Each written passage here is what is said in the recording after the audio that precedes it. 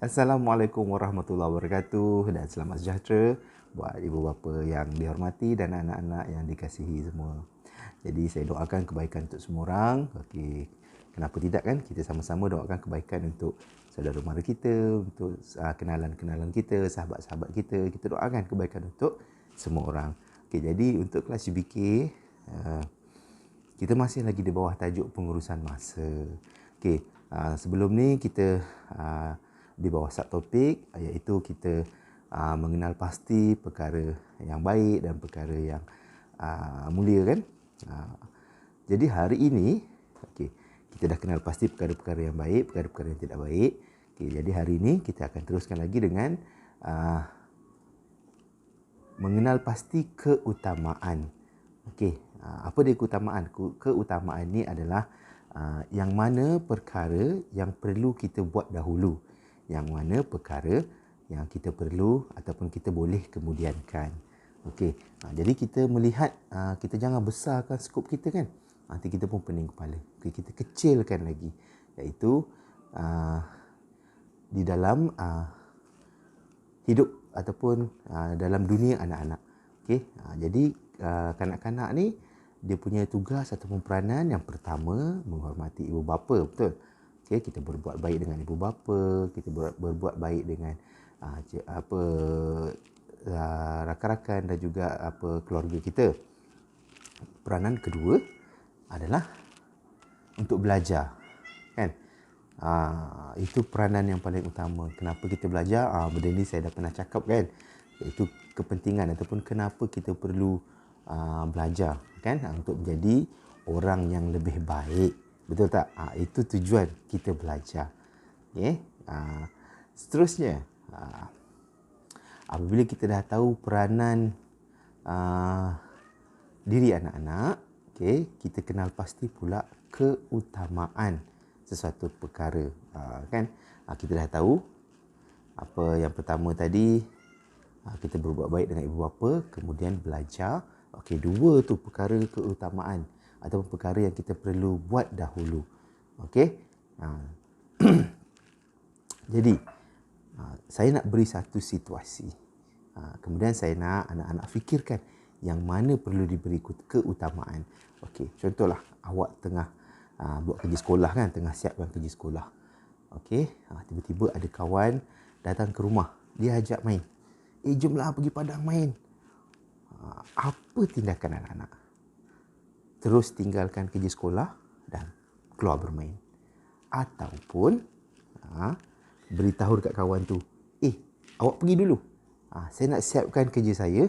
Bila saya dah siap nanti, saya akan terus pergi. Jadi mana satu tindakan yang paling sesuai, yang paling bijak?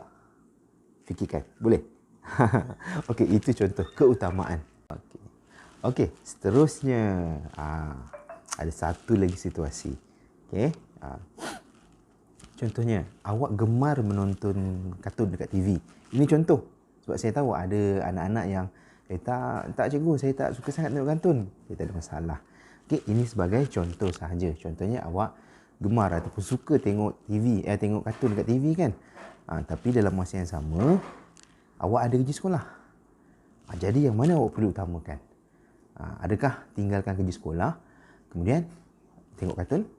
Ataupun awak siapkan semua kerja sekolah, kan, bila hati dah tenang, kan, dah tak ada kerja sekolah, dah tak ada apa yang perlu awak risaukan, kemudian awak tonton televisyen, tengok kartun.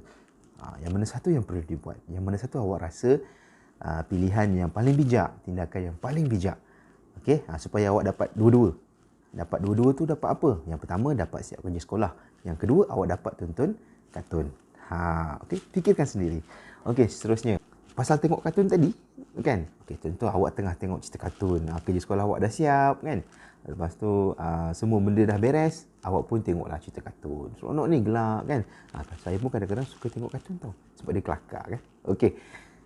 Tengah tengok cerita kartun, tengah baring-baring tengok kartun, tiba-tiba ibu panggil daripada dapur. Contohlah nama dia Ahmad lah. Ahmad, boleh tak tolong ibu buang sampah? Jadi apa yang perlu awak buat? Nak cakap kat mak, dekat ibu, sekejap lah bu, tengah tengok kartun ni. Ataupun Okey bu, boleh. Jadi fikirkan mana yang perlu dia buat. Kan? Stop sekejap, tengok TV, tolong ibu buang sampah, lepas tu sambung balik tengok cerita kartun. Awak fikirkan. Boleh? Saya hari ni saya nak bagi situasi je. Sebab saya dah beritahu dah perkara mana yang perlu diberi keutamaan, perkara mana yang kita boleh tangguh sekejap. Betul tak? Yang tadi tu, dua peranan tu. Ingat dua peranan anak-anak. Yang pertama, berbuat baik kepada ibu bapa. Yang kedua adalah belajar. Jadi dari 3 situasi yang saya dah beri kepada anak-anak ni, cuba fikir baik-baik kan, sambil mungkin boleh dibimbing oleh ibu bapa, tanya pandangan mak ayah awak ataupun abang kakak kan. Cuba tanya. Okey, yang mana tindakan yang paling bijak, yang mana tindakan yang paling baik. Alright. Okey. Jadi seperti biasa, selepas tengok video saya ni boleh jawab kuis. Okey. Saya nak ulang lagi ni. Okey. Bila awak dah jawab kuis, tak perlulah screenshot dan hantar kepada saya ataupun hantar ke dalam grup. Kalau awak nak screenshot, awak nak simpan untuk simpanan awak sendiri, boleh, tak ada masalah. Bagus, siapa yang buat macam tu dia bagus. Maksudnya dia screenshot, dia simpan sendiri. Sebab dia sebagai bukti ataupun rekod diri sendiri yang dia dah jawab kuis yang saya dah beri. Kenapa saya tak galakkan semua menghantar screenshot ke dalam grup Telegram UBK kita? Saya dah beritahu kerana kita tak nak banjirkan kita punya grup Telegram tu dengan gambar-gambar screenshot kan. Sebab kadang-kadang ada perbincangan kita dalam tu. Nanti kalau semua orang ada 100, dekat-dekat 200 orang dalam satu grup.